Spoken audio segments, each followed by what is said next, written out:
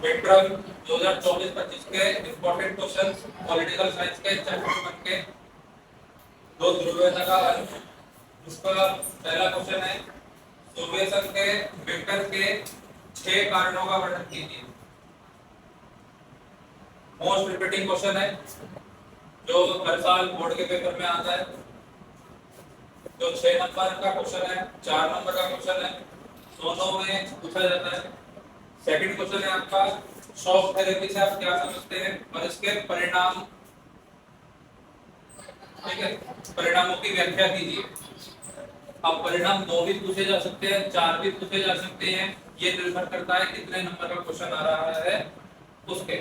अगर 2 नंबर में क्वेश्चन आ रहा है तो 2 नंबर का पूछा जाएगा, 4 नंबर का क्वेश्चन आ रहा है तो 2 परिणाम भी पूछे जा सकते हैं, लेकिन उनको फिर अच्छे से आपको एक्सप्लेन करना पड़ेगा।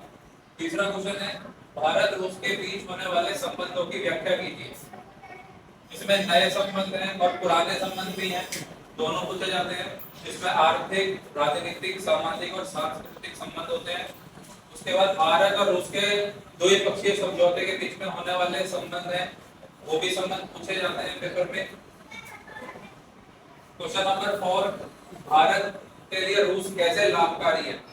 अगर भारत रूस संबंध पढ़ोगे तो संबंध में जो सकारात्मक पक्ष होंगे तो भारत के लिए रूस क्यों मददगार है या भारत की मदद रूस ने कैसे कैसे की है, ये सारे के सारे तर्क आपको कारणों से स्पष्ट करने हैं। पांचवा सवाल है सोवियत संघ की प्रणाली की नकारात्मक और सकारात्मक विशेषताओं की विवेचना कीजिए। नेक्स्ट क्वेश्चन नंबर 6 सोवियत प्रणाली से रूस होने तक की कहानी का उल्लेख कीजिए कि 1917 में साम्यवादी जो कि रूसी क्रांति के बाद अस्तित्व में आई, लेकिन दिसंबर 1991 में सोवियत संघ का विघटन हुआ, जिसमें 15 गणराज्य बने और 3 राज्य अलग हुए, जिसमें रूस, यूक्रेन और बेलारूस। वहां तक की कहानी बतानी है। अगला सवाल है क्वेश्चन नंबर 7 कि सोवियत संघ के महाशक्ति ना होने के कारणों के पीछे कौन कौन से कारण थे दूसरे विश्व युद्ध के बाद। नेक्स्ट क्वेश्चन सोवियत संघ के विघटन के 4 परिणामों की समीक्षा कीजिए।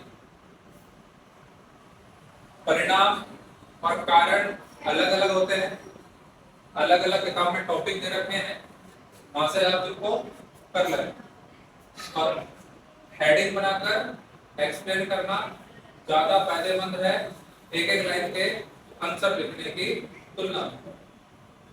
Next question question number 9 Soviet संघ के नेताओं के नामों की सूची बनाइए और उनकी भूमिकाओं का आकलन कीजिए।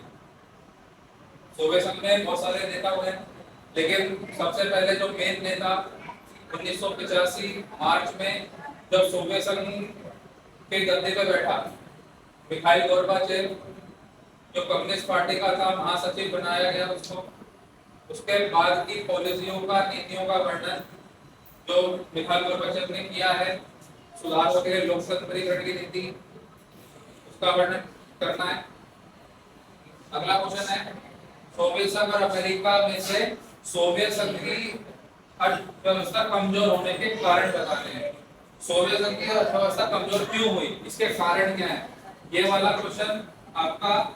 और आपका ये वाला क्वेश्चन सोवियत संघ के महाशक्ति होने के पीछे, ना होने के पीछे क्या क्या कारण थे, ये क्वेश्चन सेम है, बस पूछने का तरीका अलग है इसमें। और अगला सवाल है आपका सोवियत संघ का घटना चक्र का उल्लेख करना है। 1985 से लेके मार्च जब मिखाइल गोर्बाचेव महासचिव बना तब से लेके दिसंबर 1991 तक, 1991 तक, जिसमें 3 गणराज्य बने, रूस, यूक्रेन और बेलारूस। ठीक है, इन कारणों का वर्णन करना है। बीच में हर डेट आएगी, उस डेट में होने वाली घटना का वर्णन करना है। और ये सारी की सारी घटनाएं सोवियत संघ के लिए नुकसानदायक रही हैं, जिस वजह से वो टूटा। सबसे पहले बाकी जनता, जिस जगह की जनता की आकांक्षाएं पूरी नहीं होती उस देश में जनता का विघटन हो जाता है, क्योंकि अगर सरकार अपनी तानाशाही पे आ जाती है या आकांक्षाएं पूरी नहीं कर पाती लोगों की उम्मीदों के साथ, जो उसने वादे किए होते हैं, जिस वजह से सरकार के विरुद्ध लोग आ जाते हैं। इसके बहुत सारे उदाहरण हमें आगे भी चैप्टर में देखने के लिए मिलेंगे। लेकिन जहां पर जनता आकांक्षाएं पूरी कर देती है वहां पर वो ग्रुप में आ जाता है, समूह बन जाता है।